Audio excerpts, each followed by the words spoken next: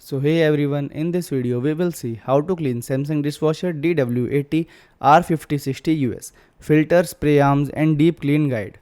Step 1 is turn off and empty the dishwasher. Switch off the dishwasher and unplug it for safety. Remove all dishes from the dishwasher. Take out racks if necessary. Check for and remove any leftover food.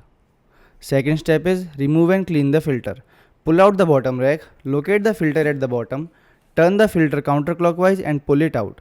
Rinse the filter under warm running water. Then use a soft brush or toothbrush to remove grease and debris.